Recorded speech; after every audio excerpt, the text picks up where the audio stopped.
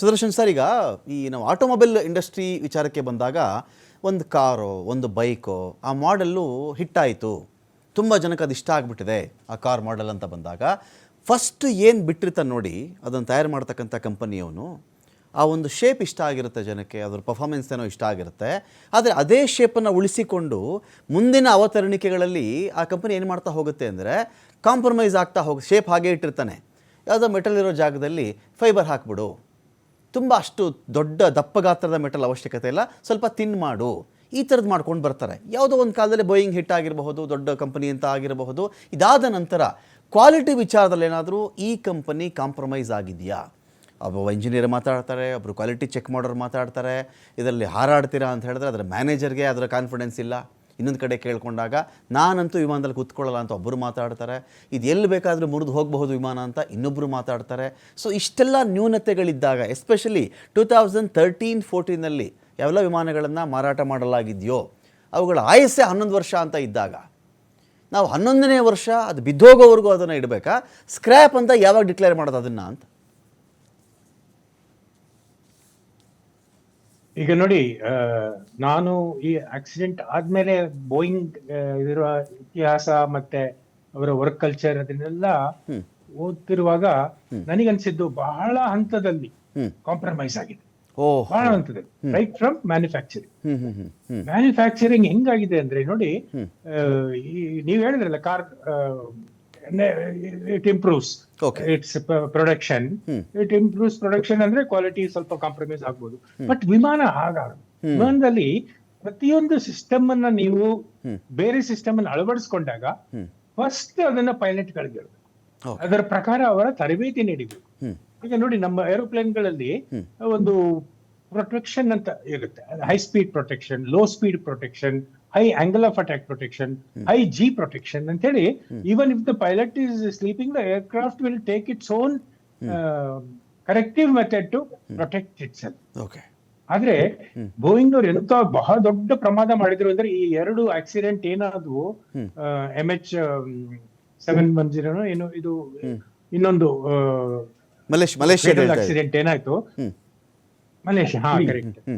ಇದರಲ್ಲಿ ಒಂದು ಸಿಸ್ಟಮ್ ಅನ್ನ ಅಳವಡಿಸಿದ್ರು, ಅದು ಮನೂವರಿಂಗ್ ಪ್ರೊಟೆಕ್ಷನ್ ಅಂತೇಳಿ. ಅದೇನು ಅಂದ್ರೆ, ಈ ಏರೋಪ್ಲೇನ್ ಅದೆಷ್ಟಿದೆ ನೋಸ್ ಡೈವ್ ಆಗ್ಬಿಡುತ್ತೆ.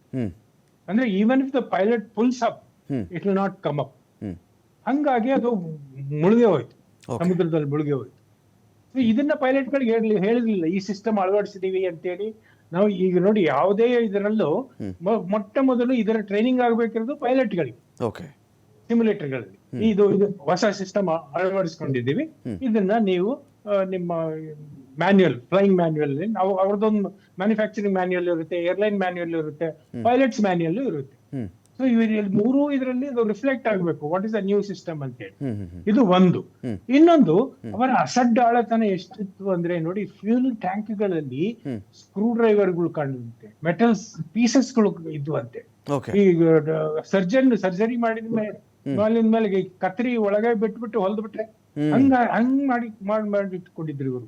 ಆಮೇಲೆ ದಟ್ ವಿಂಗ್ ನೋಡಿ, ವಿಂಗ್ ಅಲ್ಲೇ ಇವ್ರೇನು 1,25,000 ಲೀಟರ್ ಇಂಧನ ತುಂಬಿಸ್ತಾರಲ್ಲ, ಅದು ವಿಂಗ್ಗಳಲ್ಲಿ.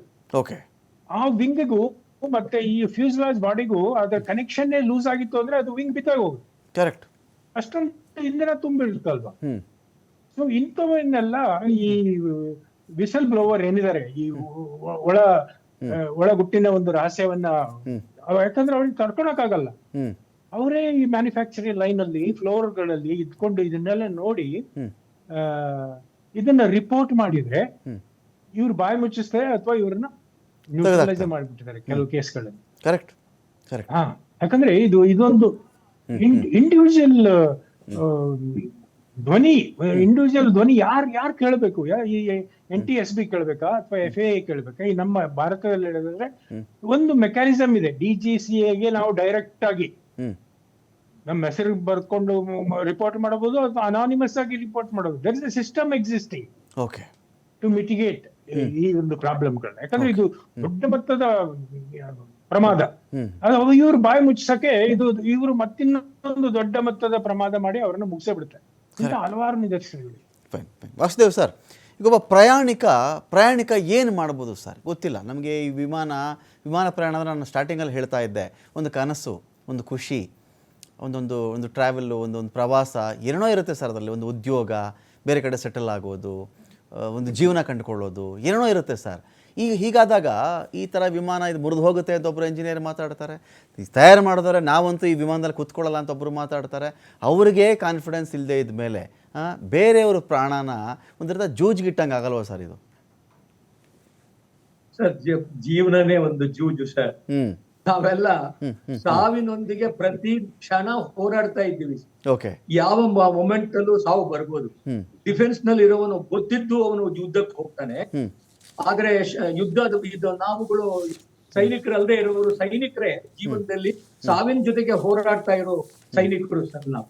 ಹಾಗಾಗಿ ನಾನು ವಿಮಾನದಲ್ಲಿ ಹೋಗಲ್ಲ, ಅಲ್ಲಿ ಹೋದ್ರೆ ಸಾವು ಬರುತ್ತೆ ಅಂತ ಆಲೋಚನೆ ಮಾಡೋದು ತಪ್ಪು. ನೀವು ಹೋಗ್ತೀರಿ, ಯಾವುದೋ ಒಂದು ಕ್ಷಣದಲ್ಲಿ, ಯಾವುದೋ ಒಂದು ಕಾಲದಲ್ಲಿ, ಯಾವುದೋ ಒಂದು ಆಕ್ಸಿಡೆಂಟ್, ಮೋಸ್ಟ್ ಸೇಫೆಸ್ಟ್ ಯಾವ್ದಾದ್ರು ಒಂದು ಟ್ರಾವೆಲ್ ಮೋಡ್ ಇದ್ರೆ ಈಗಂತೂ ಅದು ಏರ್ ಮೋಡ್ ಟ್ರಾವೆಲ್ ನಲ್ಲೂ ನೀವು ಹೋಗಲ್ಲ, ಅದು ಅಷ್ಟೊಂದು ಸೇಫ್ ಇದೆ ಅಂದಾಗ ಸೈಕಲ್ ನಲ್ಲಿ ಹೋಗೋವನಿಗೂ ಕಾಣ್ಬೋದಲ್ಲ ಸರ್. ಅವ್ರಿಗೆ ಮೋಟರ್ ಬೈಕ್ ನಲ್ಲಿ ಹೋಗೋರು ಎಷ್ಟೆಲ್ಲ ಜನ ಸಾಯ್ತಾ ಇದ್ದಾರೆ, ಯಾರಿಗೂ ಏನು ಗೊತ್ತಿಲ್ಲ. ಸೊ ಈ ತರ ನೀವು ಏನೊಂದು ಕನಸು ಕಾಣ್ತಾ ಇದ್ದಾರೆ, ಅವರಿಗೆ ಏನಪ್ಪಾ ಅಂದ್ರೆ ಕನಸು ಕಾಣಿ ಸರ್, ಆದ್ರೆ ಸಾವು ಯಾವತ್ತೂ ಹೇಳಿ ಬರೋದಿಲ್ಲ, ಅದು ಯಾವತ್ ಬೇಕಾದ್ರೂ ಬರುತ್ತೆ. Fine fine. Thank you Vasudev sir, thank you Sudarshan sir. ಇದರಿಂದ ಏನಂದರೆ ನೋಡಿ, ಯಾವುದೇ ಒಂದು ವಿಮಾನ ಸರ್, ಸುದರ್ಶನ್ ಸರ್ ಏನೋ ಮಾತಾಡ್ಲಿಕ್ಕೆ ಬಂದ್ರಿ, ಪ್ಲೀಸ್ ಸರ್, ಪ್ಲೀಸ್ ಏನೋ ಮಾತಾಡ್ಲಿಕ್ಕೆ ಬಂದ್ರಿ, ಮಾತಾಡಿ ಸರ್ ಸುದರ್ಶನ್ ಸರ್. ನೋಡಿ, ಈ ವಿಮಾನ ಅಪಘಾತಗಳು ದೊಡ್ಡ ಸುದ್ದಿಯನ್ನು ಸೃಷ್ಟಿ ಮಾಡ್ಬಿಡ್ತಾರೆ. ಯಾಕಂದ್ರೆ ಇದೇ ಸಂಖ್ಯೆಗಳನ್ನ ತಗೊಂಡ್ರೆ ಬೆಂಗಳೂರಿನಲ್ಲಿ 2 ವೀಲರ್ಸ್ 4 ವೀಲರ್ಸ್ ಅವುಗಳ ಅಪಘಾತದಲ್ಲಿ ಎಷ್ಟೋ ಜನ ಸುಮ್ನೆ ನಡ್ಕೊಂಡು ಹೋಗ್ತಿರೋರು ಸತ್ತೋಗ್ಬಿಡ್ತಾರೆ. ಸೊ ಇವರು ನಮ್ಮ ವಾಸುದೇವ್ ಸರ್ ಹೇಳಿದಾಗೆ even today air travel is very very safe, don't get scared.